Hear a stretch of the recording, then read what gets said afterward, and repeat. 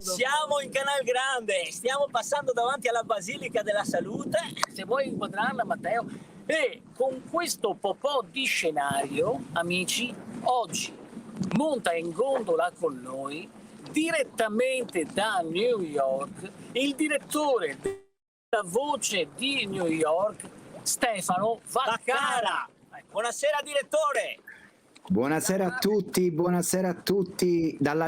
Voi siete fortunati che siete nella città più bella del mondo sicuramente. Grazie direttore, grazie direttore, innanzitutto grazie per aver accettato il nostro invito a questa prima puntata. Lei è, oltre che un giornalista, è il fondatore della Voce di New York, insomma, è questo giornale online in italiano e in inglese. Lei si aspettava tutto questo successo quando ha iniziato questo suo lavoro con la Voce Guardate, di New York? Quando io iniziai mi venne l'agenzia ANSA, no? L'agenzia italiana ANSA è importante, venne qui proprio al Palazzo di Vetro, mi venne a intervistare. Questo giornale, La Voce di New York, cosa vuoi fare, cosa non vuoi fare? E io dissi, questo stiamo parlando del 2013, noi puntiamo a 100.000 lettori.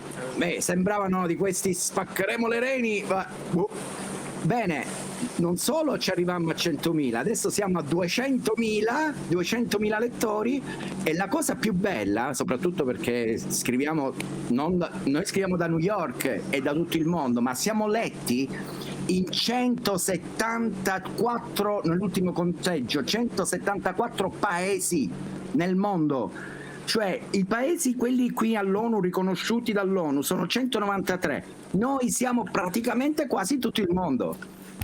Praticamente una percentuale bulgara, direi.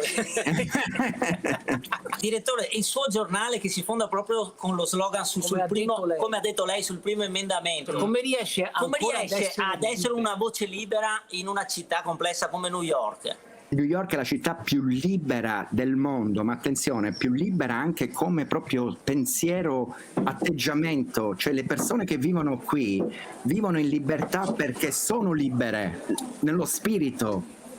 Voi dovete sapere che New York non è una città inglese di origine, è una città olandese, cioè si chiamava New Amsterdam.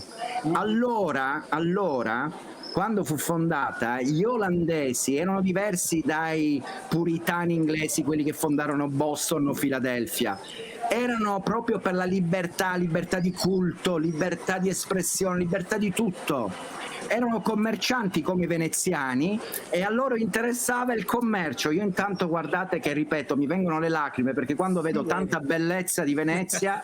Ma ce l'ha un po' di nostalgia dell'Italia. Ma certo. Ma lei viene in Italia? Ma senta, scusi, adesso non vogliamo farle troppe domande perché adesso ci vediamo a distanza, ma lei a Venezia c'è stato? Da quanto manca? Quante volte c'è stato? Allora, Venezia per me rimane, sono andato tante volte a Venezia, per me Venezia rimane la città più bella del mondo, non d'Italia, del mondo.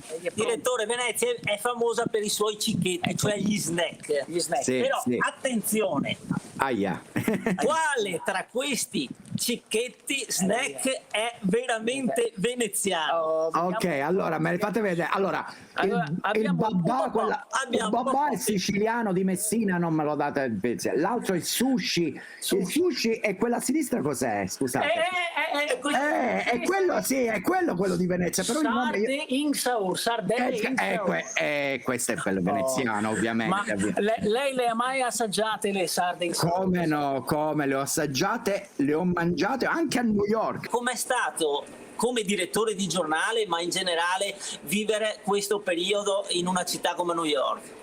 Allora, New York, come sapete, ha avuto lo shock dell'11 settembre, 20 anni fa ormai, e io ero qui, e New York e resilience c'è New York, cioè Benedetta, c'è New York che non si abbatte mai, lotta, lotta, lotta. Senta direttore, questa noi la chiamiamo la barchetta dei sogni. Ecco, c'è un progetto che lei sogna di poter realizzare appena sarà possibile? Ecco. Noi vogliamo essere un modello, in un certo senso, anche di legislazione per la protezione della libertà di stampa in Italia e nel mondo. Allora noi lo prendiamo come simbolo del suo sogno e noi consegniamo il suo sogno al mare, in una sorta di sposalizio come faceva il Doge una volta nel giorno dell'assenza. Meraviglia. Guardi, questo meraviglia. è il sogno del direttore Vaccara. Stupendo, Vai. stupendo, stupendo.